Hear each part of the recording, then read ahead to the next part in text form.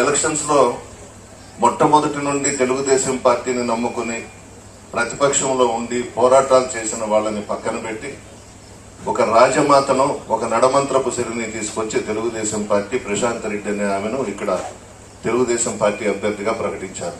వాళ్ళెవరు? మొన్నటి వరకు కూడా మనతోనే ఉన్నారు.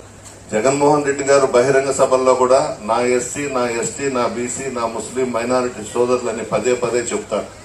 మిమ్మల్ని నమ్ముకున్నాడు. వాళ్ళకి నేను ఖచ్చితంగా ఇవ్వాలి, ఒక ముస్లిం సోదరుడికి ఇవ్వాలి, ఒక యాదవ కుటుంబానికి సంబంధించిన వ్యక్తికి ఇవ్వాలని ఇస్తే కేవలం అలిగి వెళ్లిపోవడం జరిగింది. పాండిచేరి నుంచి మందు తెప్పించున్నారు. ఆ పాండిచేరి మందు చాలా ప్రమాదం. అది కానీ తీసుకుంటే చనిపోతాను.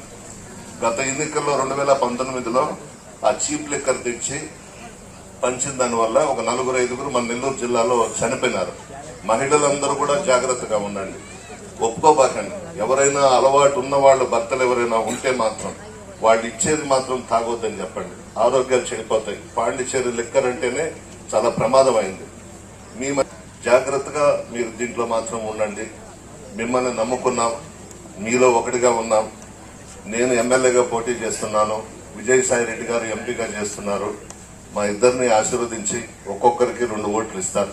2 కూడా ఫ్యాన్ గుర్తు మీద వేసి మీ కుటుంబ సభ్యుడిగా ఆశీర్వదించి పెద్ద మెజారిటీతో గెలిపించవలసిందిగా కోరుతూ అన్ని విధాలా బాగుపడి నా కష్టకాలంలో ఈ సమయంలో నేను వాళ్ళకైతే నష్టం చేయలేదు, వాళ్ళకి ఎప్పుడు కూడా నేను వ్యతిరేకం చేయలేదు. మా కుటుంబ సభ్యుల మాదిరిగానే చూసుకున్నాను. ఎందుకు వెళ్లిపోయినారో నాకు తెలియదు. అది మీరే అర్థం చేసుకోండి ఎందుకు వెళ్లారో. నేనైతే వాళ్ళకి ఎప్పుడు కూడా అగౌరవపరచలేదు, వాళ్ళకేం అన్యాయం చేయలేదు. నా దగ్గర పెట్టుకున్నా నా కుటుంబ సభ్యుల మాదిరిగానే చూసుకున్నాను. వాళ్ళ విజ్ఞతకే వదిలేస్తాం. డబ్బు ఈ రోజు ఉంటుంది, ఒక వారం రోజులు ఉంటుంది. మనిషి ముఖ్యం, గౌరవం ముఖ్యం, నిజాయితీ ముఖ్యం. ఊర్లో గౌరవంగా తలెత్తుకునే విధంగా తిరగాలి కానీ ఇటువంటి పనులు చేసి ఆమెదో కోటీశ్వరాలు వచ్చిందని చెప్పి నన్ను వదిలేసి వెళ్లడం మాత్రం చాలా బాధగా ఉంది. వాళ్ళనైతే నేనేం అనను, వాళ్ళ విజ్ఞతగా వదిలేస్తాం.